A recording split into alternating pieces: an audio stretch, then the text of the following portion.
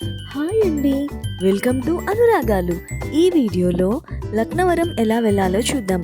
ఈ లక్నవరం టూర్ మేమైతే ముందుగా బోగతా వాటర్ ఫాల్కి వెళ్ళామండి. బోగతా వాటర్ ఫాల్ నుంచి మళ్ళీ లక్నవరంకి రిటర్న్ అయ్యాము ఈవినింగ్ వరకు. మీరు ఒకవేళ మార్నింగే వరంగల్ నుంచి స్టార్ట్ అవ్వాలనుకుంటే లక్నవరం అలాగే రామప్ప కూడా కవర్ చేయొచ్చు. లక్నవరం మనకు వరంగల్ నుంచి అప్రాక్సిమేట్లీగా 70 కిలోమీటర్స్ ఉంటుందండి. అండ్ అది మనకు 1.5 అవర్ పట్టొచ్చు.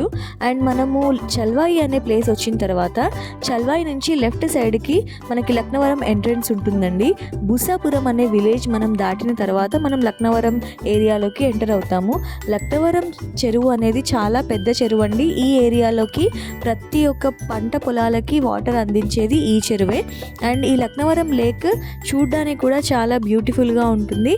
అండ్ ఇది మన వరంగల్ ఏరియాలో అంటే హైదరాబాద్కి దగ్గరగా వరంగల్ ఏరియాలో ఉన్న టూరిస్ట్ స్పాట్ అంటే ఇదే. మనం లక్నవరంలోకి ఎంటర్ అవ్వగానే ఈ చెరువు ముందే మనకి ఇలాంటి కొన్ని హోర్డింగ్స్ కనబడతాయండి. అంటే ఎలాంటి రూల్స్ అండ్ రెగ్యులేషన్స్ ఫాలో అవ్వాలి, అండ్ పెద్దలకైతే చిన్నలకైతే ఎంత ఫీజు అనేది ఉంటుంది, ఎంట్రన్స్ ఫీ అనేది ఎంత ఉంటుంది అనేది అక్కడ బోర్డ్స్ పెట్టారు.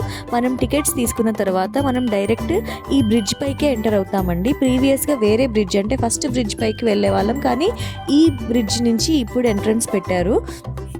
మనకు ముందు కనిపిస్తుంది కదా, అది ఫస్ట్ వేసిన బ్రిడ్జ్ అండి. అండ్ తర్వాత ఇది సెకండ్ బ్రిడ్జ్ వేశారు. అండ్ ఈ బ్రిడ్జ్ కూడా మనకి సస్పెన్షన్ అంటే ఈ బ్రిడ్జ్ మనకి ఏమంటారు అని అంటే ఉయ్యాల లాగా ఉంటుందండి. అంటే హ్యాంగింగ్ బ్రిడ్జ్ అనమాట. మనం ఈ బ్రిడ్జ్ పైన ఉన్నప్పుడు మన ఉయ్యాల ఊగినట్లుగా కొద్దిగా మనం అలాంటి ఒక ఫీలింగ్లో ఉంటాము. అండ్ అందువలనే ఈ బ్రిడ్జ్ని మనం ఉయ్యాల వంతెన అని కూడా అంటారండి.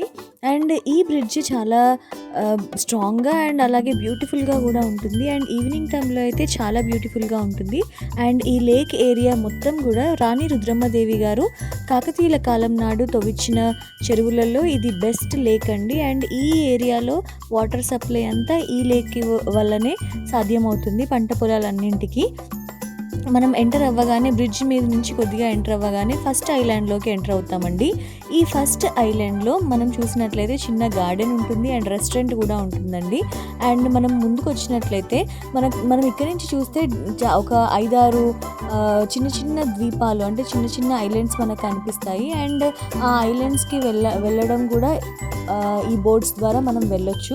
అండ్ ఈ మధ్యనే ఈ కొత్త ఐలాండ్ కూడా ఓపెన్ చేశారండి. అక్కడ దూరంగా కనిపిస్తుంది కదా ఆ ఐలాండ్. మనం కాకపోతే అది మార్నింగ్ మనం వెళ్ళడానికి ఉండదు, అక్కడ స్టే చేయడానికి వెళ్ళడం అయితే పాసిబుల్ అవుతుంది. కొత్తగా యాడ్ చేశారు ఇది.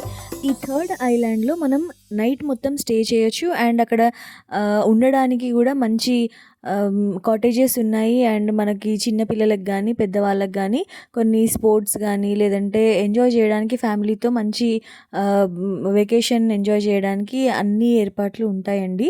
అండ్ అది ముందే మనం ఆన్లైన్లో బుక్ చేసుకోవాల్సి ఉంటుంది. అండ్ ఈ ఐలాండ్లో అయితే మనకి ఇలా ఫొటోస్ కానీ లేదంటే మనం వీడియోస్ తీసుకోవడానికి కూడా ఇక్కడ చాలా బాగుంటుంది. మేము వెళ్ళిన రోజు దీపావళి ఉండే అండి.